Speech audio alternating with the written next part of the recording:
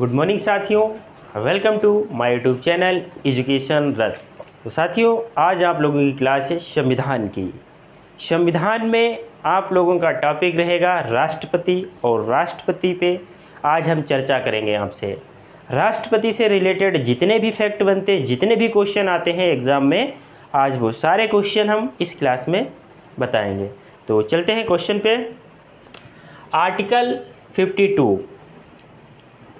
Article 52 में किसकी बात कही गई है? राष्ट्रपति का वर्णन है। क्या है इसमें? राष्ट्रपति का वर्णन है। राष्ट्रपति जो होता है वो भारत का प्रथम नागरिक होता है। भारत का प्रथम नागरिक होता है। अगर क्वेश्चन आता है कि भारत का प्रथम नागरिक कौन होता है, तो आप क्या बताएंगे? राष्ट्रपति होता है। संघ की कार्यपालिका का प्रधान कौन होता है? संघ की कार्यपालिका का प्रधान कौन होता है? तो क्या बताएंगे आप लोग? राष्ट्रपति होता है। संघ की कार्यपालिका का प्रधान जो होता है वो राष्ट्रपति होता है। अगर बात करें वास्तविक संघ की कार्यपालिका का प्रधान कौन होता है, वास्तविक की अगर बात की जाए,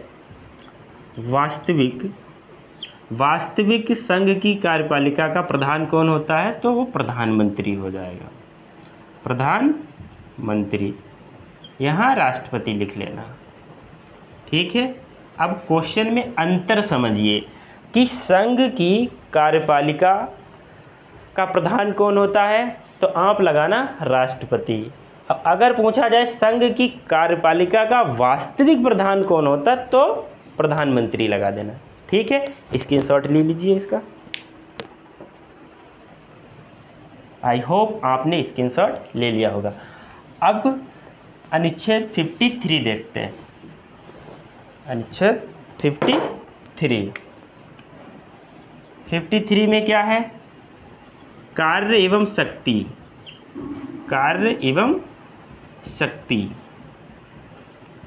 आर्टिकल 53 में कार्य एवं शक्ति का वर्णन किया गया है, ठीक है। तो इसमें जो है क्षमादान की प्रक्रिया आ जाती है। क्षमादान की प्रक्रिया, क्षमादान की प्रक्रिया क्या होती है? इसमें राष्ट्रपति जो होता है किसी की सज़ा को लघुकरण कर सकता है। लघुकरण का मतलब होता है सज़ा को कम करना, और राष्ट्रपति जो होता है सज़ा को बिल्कुल माफ़ भी कर सकता है और कम भी कर सकता है। बट ऐसा राज्यपाल में नहीं है। राज्यपाल में शक्तियाँ तो हैं, लेकिन वो सज़ा को सिर्फ कम कर सकता है, बिल्कुल माफ़ नहीं कर सकता है। और राष्ट्रपति जो होता है वो सज़ा को कम भी कर सकता है और बिल्कुल माफ़ भी कर सकता है, और लोकसभा को भंग भी राष्ट्रपति कर सकता है। लोकसभा को भंग भी राष्ट्रपति कर सकता है। अगर पूछा जाए लोकसभा को कौन भंग कर सकता है, तो राष्ट्रपति भंग कर सकता है। आई होप आप लोगों को इस समझ में आ गया होगा। अब चलते हैं अनुच्छेद 54।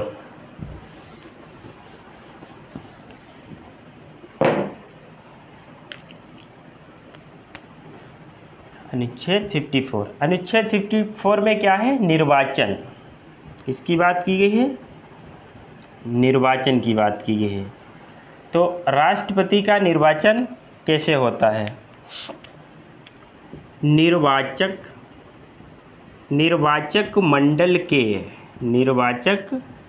मंडल के निर्वाचित सदस्य। यहाँ पे आप लोग लिख लेना कि राष्ट्रपति के चुनाव में वोटिंग कौन कौन कर सकता है? राष्ट्रपति के चुनाव में वोट कौन कौन कर सकता है या राष्ट्रपति के चुनाव में वोट देने का अधिकार किस किस को है? तो निर्वाचक मंडल के निर्वाचित सदस्य ही राष्ट्रपति के चुनाव में भाग लेते हैं। Number 1 Lok Sabha, number 2 Rajya Sabha, number 3 विधानसभा और नंबर 4 दिल्ली व पुडुचेरी की विधानसभा से निर्वाचित सदस्य। राष्ट्रपति के चुनाव में निर्वाचक मंडल के निर्वाचित सदस्य ही भाग लेते हैं। लोकसभा, राज्यसभा, विधानसभा, दिल्ली व पुडुचेरी की विधानसभाओं से निर्वाचित सदस्य ही राष्ट्रपति के चुनाव में भाग लेते हैं। बट विधान परिषद से कोई वोट नहीं कर सकता, यानी कि विधान परिषद को राष्ट्रपति के चुनाव में वोट देने का अधिकार बिल्कुल नहीं है। और दूसरी बात यहाँ पे मोस्ट इम्पोर्टेंट पॉइंट एक और है, वो भी नोट करिएगा। लोकसभा, राज्यसभा, विधानसभा, विधान परिषद, दिल्ली और पुडुचेरी की विधानसभाओं से मनोनीत सदस्य राष्ट्रपति के चुनाव में भाग नहीं लेते हैं। मनोनीत सदस्य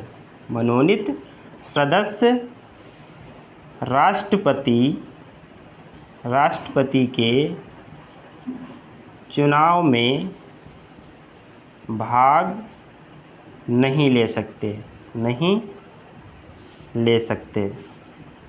फिर से एक बार समझिएगा, निर्वाचक मंडल के निर्वाचित सदस्य ही राष्ट्रपति के चुनाव में भाग ले सकते हैं। लोकसभा, विधानसभा, राज्यसभा, दिल्ली व पुडुचेरी की विधानसभाओं से निर्वाचित सदस्य राष्ट्रपति के चुनाव में भाग ले सकते हैं। बट लोकसभा, राज्यसभा, विधानसभा, दिल्ली और पुडुचेरी की विधानसभाओं से मनोनीत सदस्य जो होंगे वो राष्ट्रपति के चुनाव में भाग नहीं लेंगे और विधान परिषद को वोट देने का अधिकार ही नहीं है राष्ट्रपति के चुनाव में। तो इसका स्क्रीनशॉट ले लीजिए। आई होप आप लोगों के ये समझ में आ गया होगा। अब चलते हैं नेक्स्ट क्वेश्चन पे।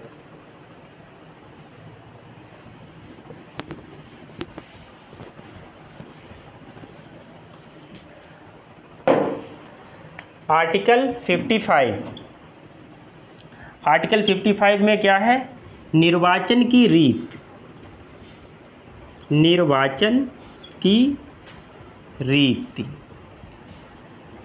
जो निर्वाचन होता है राष्ट्रपति का वो अप्रत्यक्ष होता है। कैसा होता है? अप्रत्यक्ष का मतलब क्या होता है? अप्रत्यक्ष का मतलब होता है इनडायरेक्ट। डायरेक्ट और इनडायरेक्ट में अंतर क्या समझिए, यानी प्रत्यक्ष और अप्रत्यक्ष में। प्रत्यक्ष चुनाव वह चुनाव होता है जो जनता डायरेक्ट वोट देती है और जनता के वोट से वो चुना जाता है। जैसे सपोज दैट मान लीजिए मुख्यमंत्री का चुनाव है, यानी विधानसभा का। तो विधानसभा का जो चुनाव होता है उसमें जनता डायरेक्टली वोट करती है, विधायक बनाती है, ठीक है।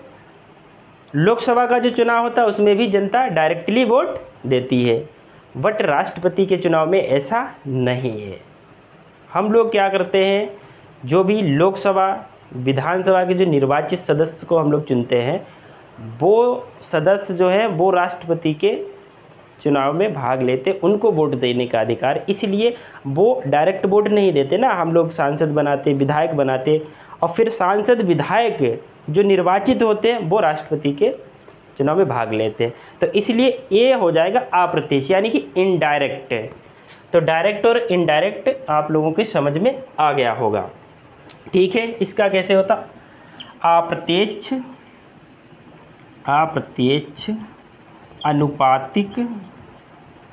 अनुपातिक प्रतिनिधित्व एकल संक्रमणीय अप्रत्यक्ष अनुपातिक प्रतिनिधित्व एकल संक्रमणीय मत पद्धति द्वारा चुनाव होता है। ठीक है, राष्ट्रपति का चुनाव कैसे होता है, अप्रत्यक्ष अनुपातिक प्रतिनिधित्व एकल संक्रमणीय मत पद्धति द्वारा चुनाव होता है, अप्रत्यक्ष होता है और इसको बोलते हैं गुप्त मतदान। क्या बोलते हैं, गुप्त मतदान भी बोलते हैं, गुप्त मतदान।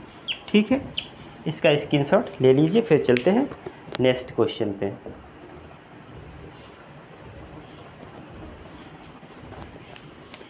अब आर्टिकल आएगा 56। आर्टिकल 56। आर्टिकल 56 में क्या है, पदावधि।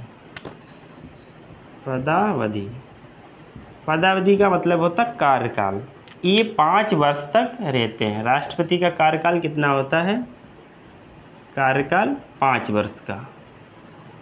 क्या लिखेंगे इसमें, 5 वर्ष का। ठीक है, फिर आर्टिकल आता है 57। आर्टिकल 57 पुनः निर्वाचन।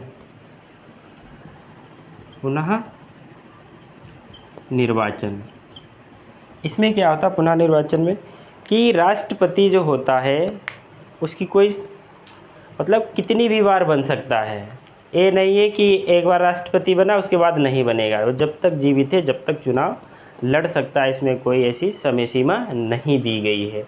अमेरिका में क्या है कि अमेरिका में राष्ट्रपति जो होता है वो 2 बार से अधिक नहीं बन सकता, बट हमारे यहाँ इंडिया में ऐसा नहीं है, कितनी भी बार यहाँ पे बन सकता है राष्ट्रपति। ठीक है, तो इसमें यही पुनः निर्वाचन में बताया गया है 57 में। ठीक है, अब बात करते हैं 58 की।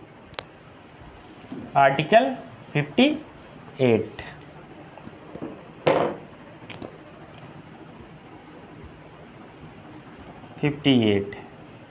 फिफ्टी एट में क्या है, योग्यता है। तो सबसे पहले देख लेंगे नंबर 1 पे, वह भारत का नागरिक हो। वह भारत का नागरिक हो।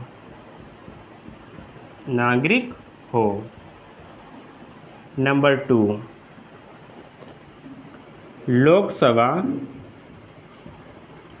लोकसभा सदस्य बनने के योग्य है। लोकसभा सदस्य बनने के योग्य हो। नंबर 3, 35 वर्ष की आयु पूरी कर चुका हो। 35 वर्ष की आयु पूरी कर चुका हो। नंबर 4, वह किसी लाभ के पद पर ना हो। वह किसी लाभ के पद पर ना हो। इसमें क्या होता, 50 प्रस्तावक और 50 अनुमोदक। प्रस्तावक और 50 अनुमोदक सांसद या विधायक हों। राष्ट्रपति के चुनाव में जमानत राशि कितनी जमा होती है। जमानत राशि कितनी जमा होती है। तो 15,000 जमा होती है। जमानत राशि के तौर पर कितनी जमा होती है, 15,000। और ये जमा कहाँ पे होती है, ये जमा होती है आरबीआई के पास। कहाँ पे जमा होती है, आरबीआई के पास। अगर किसी भी राष्ट्रपति को जो चुनाव लड़ रहा उसको 1/6 हिस्सा वोट नहीं मिलते हैं तो उसकी जमानत राशि जब्त हो जाएगी, तो उसकी जमानत राशि जब्त हो जाएगी। समझ लीजिए इसको। अनुच्छेद 58 यानी 58 में क्या बताया गया है? राष्ट्रपति की योग्यता की बात की गई है। वह भारत का नागरिक हो, लोकसभा सदस्य बनने के योग्य हो, 35 वर्ष की आयु पूरी कर चुका हो, वह किसी लाभ के पद पर ना हो, 50 प्रस्तावक 50 अनुमोदक सांसद या विधायक होना चाहिए उसके पास। जमानत राशि जो कितनी जमा होती है? 15,000 रुपये। राष्ट्रपति के चुनाव में जो राष्ट्रपति का चुनाव लड़ता है उससे 15,000 रुपये जमानत के तौर पर राशि जमा की जाती है। और जमा कहाँ पे होती है? राष्ट्रपति की जो जमानत वो आरबीआई के पास। अगर क्वेश्चन आ जाए कि राष्ट्रपति के चुनाव में जो जमानत राशि जमा होती है वो किस बैंक के पास जमा होती, तो आरबीआई के पास में जमा होती। और इसकी जमानत राशि जब्त कब हो जाती? जब 1/6 हिस्सा वोट नहीं मिलते हैं तो उसकी जमानत राशि जो होती है वो जब्त कर ली जाती है। तो आई होप आप लोगों के समझ में आ गया होगा। इसका स्क्रीनशॉट लीजिएगा। फिर चलते हैं नेक्स्ट क्वेश्चन पे।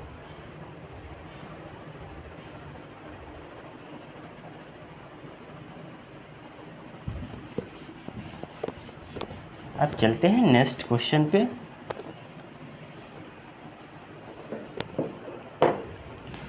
आर्टिकल 60 किसकी बात कर रहे हैं? आर्टिकल 60 की। आर्टिकल 60 में क्या है? शपथ है। तो राष्ट्रपति को शपथ कौन दिलाता है? भारत का मुख्य न्यायाधीश। भारत का मुख्य न्यायाधीश, ठीक है। भारत का मुख्य न्यायाधीश राष्ट्रपति को शपथ दिलाता है, ठीक है। अब बात करते हैं आर्टिकल 60 की। किसकी बात करते हैं? 61 की। आर्टिकल 61 में क्या है? महाभियोग। महाभियोग, ठीक है। महाभियोग क्या होता है? राष्ट्रपति को हटाने के लिए ये महाभियोग की प्रक्रिया का वर्णन बताया गया है। कि अगर क्वेश्चन आ जाए कि किस आर्टिकल में महाभियोग का वर्णन किया गया है तो आप क्या बताएंगे? आर्टिकल 61, ठीक है। महाभियोग लगाकर के ही राष्ट्रपति को हटाया जा सकता है। अब महाभियोग लगाया कब जाता है इस चीज़ के बारे में तो नॉलेज होना चाहिए आपको। तो महाभियोग जब लगाया जाता है जब संविधान के साथ छेड़छाड़ करे या संविधान का दुरुपयोग करे या संविधान के लिए कोई अपशब्द कहे, तब राष्ट्रपति पर महाभियोग लगाया जाता है। महाभियोग शब्द कहाँ से लिया गया है? ये अमेरिका से लिया गया है। कहाँ से लिया गया है? ये अमेरिका से लिया गया। महाभियोग जब लगता है उससे 14 दिन पहले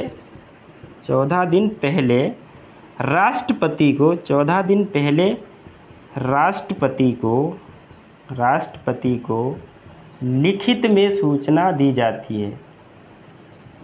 लिखित में सूचना दी जाती है, ठीक है। लिखित में उसको सूचना दी जाएगी, फिर उसके बाद कार्रवाई होगी उस पर। दूसरी बात यह है कि इसका बिल जो है वो लोकसभा में पेश होता है। अगर इसको हटाना महाभियोग के लिए तो लोकसभा जाना पड़ता है और यहाँ से 100 सांसद और राज्यसभा से 50 सांसद, इनके हस्ताक्षर होना चाहिए, तब जाके ये यहाँ से अपने पद से हटाए जा सकते हैं महाभियोग लगा करके। अगर क्वेश्चन आ जाए कि राष्ट्रपति को कैसे हटाया जा सकता है, तो राष्ट्रपति को जो हटाया जा सकता है वो महाभियोग लगाकर हटाया जा सकता है। ठीक है, कैसे? महाभियोग लगाकर हटाया जा सकता है। ठीक है, तो आई होप आपको ये वीडियो पसंद आई होगी। तो वीडियो को ज़्यादा से ज़्यादा शेयर करिएगा, लाइक करिएगा और हमारे चैनल को सब्सक्राइब करिए। जय हिंद, जय भारत।